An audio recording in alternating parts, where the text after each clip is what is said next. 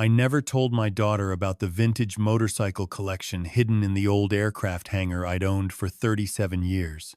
When she brought home a man who asked too many questions about my retirement plans, I knew exactly what I had to do. I just didn't expect it would take 18 months of careful documentation before I could prove what he really was. My name's Robert Hayes. I'm 63 years old, and I've spent the last 4 decades building a modest fortune as a commercial property solicitor in Brisbane. My late wife Margaret and I had always been careful with money.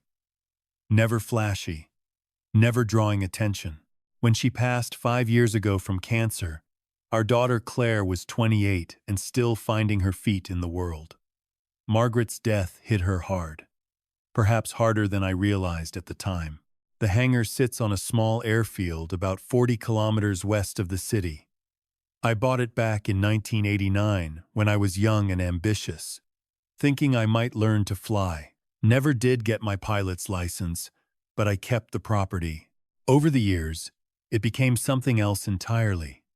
A place where I could restore vintage motorcycles in peace, away from prying eyes, away from questions about how much they were worth. I had 11 bikes in that hangar.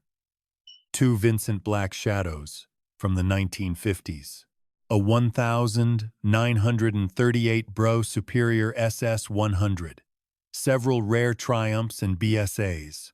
The crown jewel was a 1969 Honda CB 750 Sandcast, one of only a few hundred ever made. Conservative estimates put the collection's value at just over $3 million. Claire had no idea. I'd never mentioned it. After Margaret died, I suppose I wanted to keep something private, something that was just mine, a place where I could go and remember better days when my hands were steadier and my wife was still alive. Claire worked as a primary school teacher in Paddington. She loved children, had endless patience, and earned a modest salary that barely covered her rent. She'd always been independent, sometimes stubbornly so. After her mum passed, I offered to help with expenses. She refused, said she needed to make her own way. So Farrented, with her mum passed a do of way. For mom passed a dill. I respected that. Even as I worried about her living alone in that tiny flat, working long hours, coming home to an empty apartment. So, when she rang me in March of 2024, breathless with excitement about meeting someone named Ethan Crawford, I was genuinely happy for her. She deserved companionship. She deserved love. I just wish it had been with someone else. Anyone else. I met Ethan 3 weeks later at a Sunday barbecue at Claire's flat. He was 34, tall, well-groomed, with an easy smile and firm handshake. Said he worked as a business consultant, helping small companies optimize their operations. When I asked which firms he worked with, his answer was vague. Lots of industry jargon, not much substance. Red flag number 1. Red flag number 2 came during lunch. We were sitting in Claire's small courtyard, and somehow the conversation turned to property values. Ethan asked where I lived. I told him I had a house in Bardon. Nothing fancy. He nodded, then casually mentioned he'd looked up property values in that suburb online. Must be worth close to $2 million now, eh? He said with a grin. Nice nest egg for retirement. I smiled politely and changed the subject, but the question lodged in my mind like a splinter. Who looks up their girlfriend's father's property values? Who mentions it over lunch during their first meeting? Red flag number 3 arrived a month later. Claire mentioned, almost in passing, that Ethan had asked if I had any investments or collections. She laughed it off, said he was just making conversation, trying to get to know her family better. I asked what she'd told him. She said she'd mentioned I liked old things, maybe had some old books or tools. Nothing specific. I felt my stomach tighten. I'd been a solicitor for 40 years. I'd seen every variation of financial manipulation, Every scheme, every con, the pattern was forming, and I didn't like where it was headed. That night, I started a journal, a proper legal document with dates, times, observations. I titled it simply, Observations Regarding Ethan Crawford. Entry number 1. Subject displays unusual interest in financial matters during first meeting. Researched property values prior to introduction. Queried daughter about father's assets within first month of relationship. I know what you're thinking. Paranoid old man. Can't let his daughter be happy, sees threats everywhere. Perhaps. But I'd rather be wrong and cautious than right and too late. So I kept watching. And I kept writing. By June, Ethan had moved into Claire's flat. She seemed happy, glowing even. He was attentive, brought her flowers, cooked dinner. From the outside, it looked perfect. But I noticed small things. He'd answer her phone sometimes when she was in the shower. He'd suggest she skip our usual Sunday lunch because he'd planned something special. Once, when I picked Claire up for coffee, I saw her mobile sitting on the counter. Ethan was scrolling through it. When I mentioned it later to Claire, she said they had an agreement about transparency. No secrets. It made me uneasy, but I said nothing. In August, Claire mentioned she was thinking of leaving her teaching position. Ethan had suggested she could reduce her hours, maybe do tutoring from home instead. He said he earned enough for both of them, that she worked too hard, that she deserved to focus on her art she painted as a hobby. It sounded caring, but I'd seen this before in clients' cases. Isolation starts with kindness. Make the victim dependent. Cut their external connections. Control the money. I documented it all. The 15th of August 2024. Daughter considering leaving full-time employment at EC's suggestion. Notes: EC earns plenty for both. No specifics provided about EC's actual income. Daughter appears increasingly reliant on EC for social activities. Sunday lunches, now bi-weekly, instead of weekly. September brought the first bruise.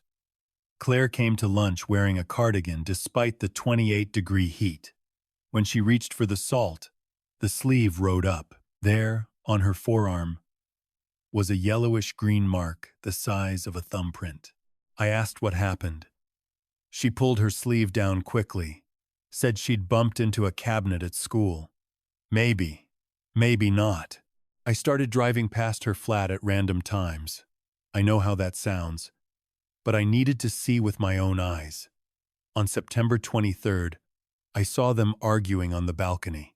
I was too far away to hear words, but I saw him grab her wrist, hard enough that she tried to pull away. Took a photo from my car with my phone. The image was grainy, but it showed enough. That's when I reached out to my old mate, Thomas Brennan. Thomas had retired from the Queensland Police Service 3 years prior after 30 years as a detective. We'd worked together on cases, became friends. He now ran a small private investigation firm. I showed him my journal, showed him the photos. He nodded slowly. "You're building a case," he said. "Smart. But you need more than observations, Robert. You need hard evidence." "Tell me what to do," I said. Thomas laid it out. Mobile phone records, if possible, difficult without Claire's cooperation. Financial records I could check if Ethan had any county court judgments or bankruptcies. Background check criminal records. Employment history. And most importantly, surveillance if it came to that. I hired Thomas officially. Paid him from my personal account. Within 2 weeks, he had a file 6 centimeters thick.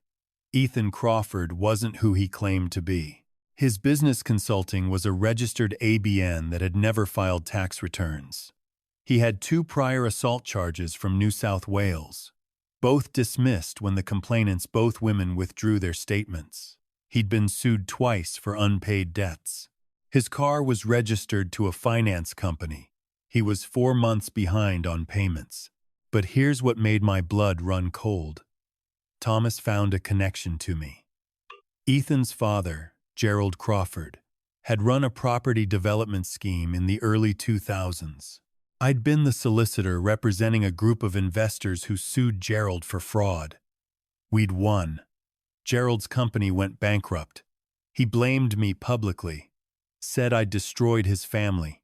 That was 22 years ago. I'd barely thought about it since. Now Gerald's son was dating my daughter. Coincidence?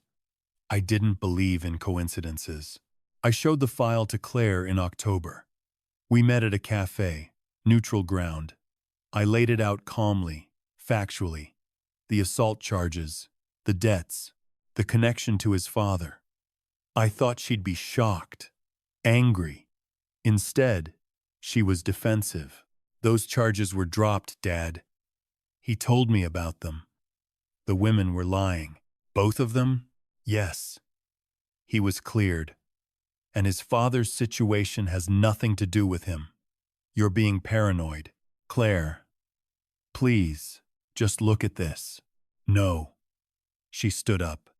I'm 33 years old. I can make my own decisions. Ethan loves me. Just because you can't let Mum go doesn't mean I have to be alone too. That stung. But I held my tongue. Pushing harder would drive her away completely. So I backed off. Told her I loved her. That my door was always open. She left without touching her coffee. I went home and wrote in my journal. The 12th of October, 2024. Presented evidence to daughter. Rejected. Subject has successfully isolated daughter from father's influence. Daughter defensive, emotionally attached. Direct intervention currently impossible. That's when I realized I needed a different approach. I couldn't save Claire by convincing her. I had to wait for Ethan to reveal himself, and I had to be ready when he did. November brought escalation. Claire stopped answering my calls. Texts went unreturned for days. When she finally responded, messages were brief. Busy. Talk later. Fine. I drove past her flat again. Saw Ethan's car there at odd hours midday on weekdays when he should have been consulting. Saw Claire's car parked for days without moving. Thomas kept watching. He discovered Ethan had been searching online for information about probate law, estate planning, inheritance tax. He'd visited my suburb 3 times in 1 week, driving past my house. Once, Thomas followed him to the land's title office. Ethan had requested public records on my property. He's casing you, Thomas said. Building a picture of your assets. Good, I said. Let him look, because here's what Ethan didn't know. I'd moved the motorcycles. Every single one. In late November, I'd hired a specialized transport company, bonded, insured, discreet. They'd relocated the entire collection to a secure, climate-controlled facility in Toowoomba, 90 kilometers away. The hangar now contained only my tools, some old furniture, and a few broken bikes I'd kept for parts. But I left the insurance policy documents in a filing cabinet in the hangar. Documents that listed the collection, the valuations, the coverage. $3 million, just sitting there in an old hangar with a simple padlock. I also installed 6 hidden cameras, tiny things, no bigger than shirt buttons, 1 above the door, 2 inside covering different angles, 1 in the office area, 1 focused on the filing cabinet, 1 outside covering the approach, motion activated, uploading footage directly to a cloud server Thomas monitored. The cameras cost me $8,000, worth every cent. December came. Claire showed up at my house on the 15th. She was pale, thinner than I'd seen her. Dark circles under her eyes. She said she needed money. $2,000. Ethan's car had broken down, needed urgent repairs. He was waiting on a big consulting payment. Could I lend it to her? I wanted to scream. Wanted to shake her, make her see what was happening. Instead, I said, "Of course, sweetheart. Come inside." I made tea. Asked gentle questions. How was she feeling? Was work going well? She'd quit her teaching job in November, she said, going to focus on painting. Ethan thought she had real talent, could maybe sell her work. I nodded, asked if she'd sold any paintings yet. No, not yet. Still building a portfolio. Claire, I said carefully, are you happy? She looked at me then, really looked at me, and for just a moment I saw my daughter. Saw the fear, the doubt. Then it was gone, shuttered behind a wall. I'm fine, Dad. Do you have the money or not? I wrote her a check. She left. I added an entry to my journal. The 15th of December 2024. Daughter requested loan for EC's benefit. Physical appearance deteriorated. Weight loss evident. Emotional effect flat. Possible depression.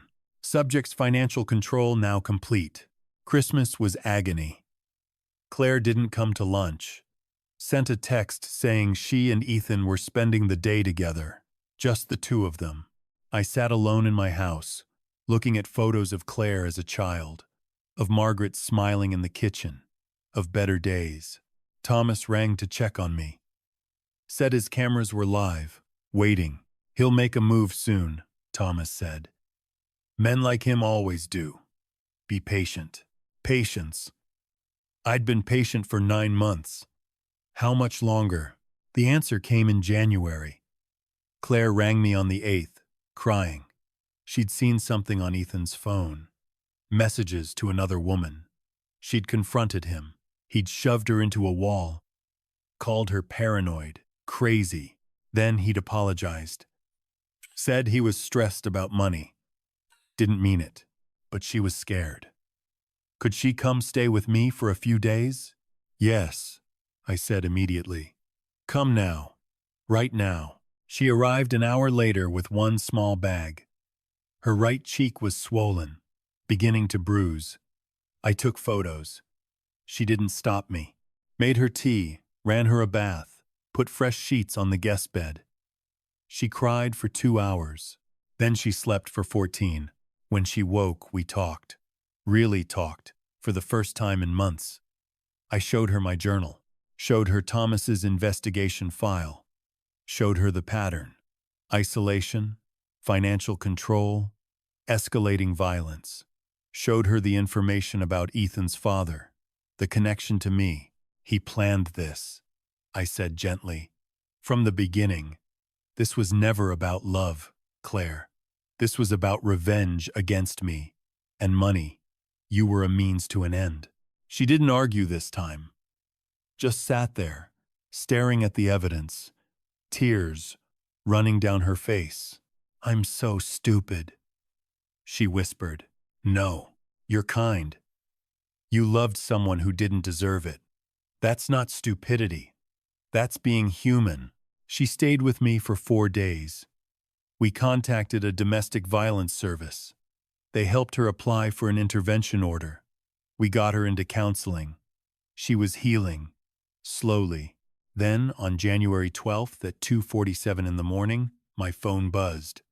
Text from Thomas. He's at the hangar. Police on the way. I woke Claire. We drove in silence through the dark roads. By the time we arrived, 3 police cars were already there, lights flashing. Officers had someone on the ground in handcuffs. Ethan, the senior officer, Sergeant Mills, walked over. Mr. Hayes, your security company alerted us to a break-in. We caught him inside with bolt cutters, angle grinder, and a pry bar. Filing cabinet was forced open. He had insurance documents in his hands. I looked past the sergeant to where Ethan sat in the back of a patrol car. Even in the darkness, I could see his face. Rage. Pure rage. I want to press full charges, I said. Breaking and entering. Attempted theft. Malicious damage. Already processing it, Mills said. We found some interesting items in his car, too. GPS tracker matches the one we found on your vehicle last month. And paperwork. Looks like he'd been planning this for some time. Claire stood beside me, staring at the man she'd loved. He put a tracker on your car? Thomas found it in November, I said quietly. We left it there. Wanted to see what else he'd do. The officer asked us to come to the station in the morning to make statements. We drove home as the sun came up, painting the sky pink and gold. Claire was silent until we pulled into my driveway. You knew he'd come, she said. That's why you moved the motorcycles. I suspected. I hoped I was wrong. You documented everything for 9 months. Built a case. Set a trap. She looked at me. Why didn't you just tell me? Show me the evidence earlier? I tried. You weren't ready to hear it. Love is a powerful thing, sweetheart. It blinds us. You had to see who he really was in your own time. I just made sure I had everything ready for when you did. She was quiet for a long moment. The motorcycles. I never knew. Your mom knew. She used to come out to the hangar with me sometimes. Sit and read while I worked. Said the smell of oil and metal reminded her of her father's garage. I smiled at the memory. I kept it private after she died. Couldn't bear to share it. Silly, really. Not silly, Claire said softly. Can I see them? The bikes?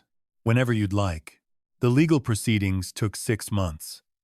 Ethan was charged with breaking and entering, possession of tools for use in a crime, and stalking the GPS tracker sealed that charge.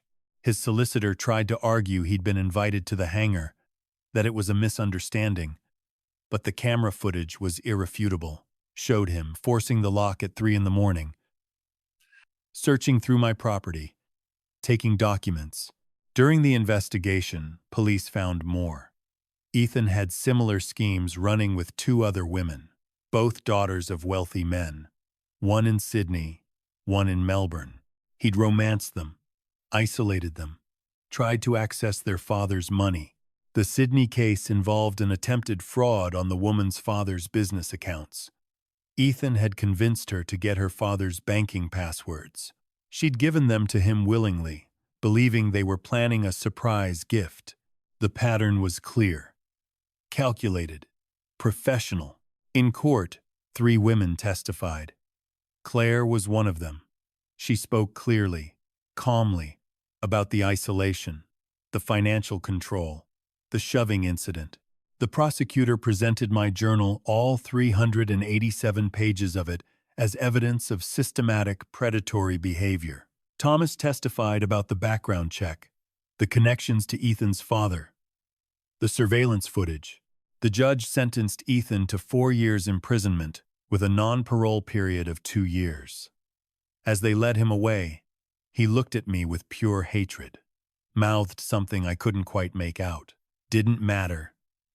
He was gone. Claire moved back to her flat but visited often. She returned to teaching, part-time at first, then full-time, when a position opened up at her old school. She started painting again, too. Real painting. Not because someone told her she should, but because she wanted to. One of her pieces, a landscape of the Brisbane River at sunset, hangs in my living room now. We drove out to Toowoomba in July. I showed her the motorcycles. She walked slowly around each one, trailing her fingers over the chrome and leather. Stopped at the Vincent Black Shadow. Mum's favorite? She asked. How did you know? You kept the photo. She pointed to a small frame I'd hung on the wall. Margaret sitting on the Vincent, laughing, her hair wild from the wind. Taken 30 years ago. I'm thinking of selling a few, I said. The collection's gotten too large. Hard to maintain properly. Claire looked at me. The money doesn't matter to you, does it? It never has. No. It's the work that mattered. The restoration, bringing something broken back to beautiful. Your mother understood that. I paused. The money from the sales will go into a trust for you, managed by an independent trustee. You'll get distributions quarterly, but no one person, including any future partner, can access the principal. It'll be there for you, but protected. Dad, I won't always be here, Claire. When I'm gone, I want to know you're secure. But I also want to know no one can manipulate you for it. I met her eyes. I love you. This is how I protect you, even when I can't anymore. She hugged me then, tight and fierce. We stood like that for a long time in the quiet hangar, surrounded by motorcycles and memories and the smell of oil and metal. Thomas stopped by last week. We had coffee in my kitchen, talking about nothing much. As he was leaving, he said, "You know, most fathers would have just punched the bloke. Been done with it. Punching him would have felt good for 30 seconds, I said. What I did will follow him for years. Criminal record, restraining orders. Every background check he ever faces will show who he really is. Revenge? Justice. There's a difference. Is there? I thought about that. Revenge is emotional. Justice is documented." He laughed. Spoken like a true solicitor. After he left, I sat in my study and opened my journal to a fresh page. Started a new entry, not about Ethan, but about Claire. About her progress, her strength, her healing. About the painting lessons she'd started. About the bloke from her school she'd mentioned casually last week. A music teacher, she'd said. Seemed nice. I wrote his name down, noted the date. Not because I didn't trust her judgment, but because I'm her father. It's what I do. I've learned some things these past 18 months. Learned that protection isn't always about being the strongest or the loudest. Sometimes it's about being the most patient, the most thorough, the most prepared. I learned that love can blind us, but it can also heal us. That the people who hurt us often count on our silence, our shame, our isolation, and the strongest thing we can do is refuse to give them those weapons. I learned that evidence matters, that documentation matters, that in a world where one person's word stands against another's, facts are what tip the scales.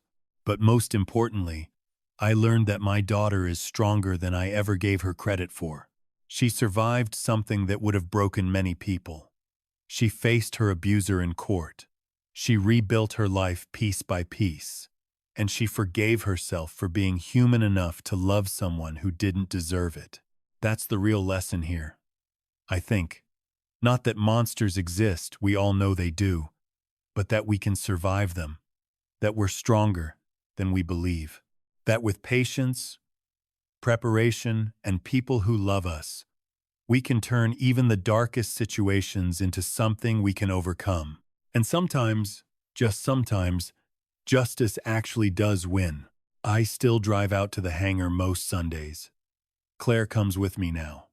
We work on the bikes together, her hands learning what mine have known for decades. She's talking about getting her motorcycle license. I'm teaching her to ride on the old Triumph, the one that's forgiving and steady. Last week, as we were leaving, she stopped at the door and looked back at the space. "You know what's funny?" she said. "He thought this place was about money, about things he could steal and sell. What was it really about?" She smiled. Time. It was about having time with the people you love, doing something that matters. He could never have stolen that. She's right, of course. The motorcycles, the hangar, even the $3 million, none of it matters. What matters is that my daughter is safe, that she's healing, that we have Sunday afternoons together, our hands covered in grease, talking about everything and nothing. What matters is that when the worst happened, I was ready. And when she needed me, I was there. That's what being a father means. Not protecting them from every mistake, we can't do that. And making damn sure that anyone who tries to hurt them faces consequences they'll never forget. Ethan Crawford learned that lesson the hard way. I hope he has 18 months in prison to think about it. And I hope every day he remembers that while he was planning his scheme, I was planning mine. Patience isn't weakness. It's the sharpest weapon we have, and I'll never apologize for using it to protect my daughter.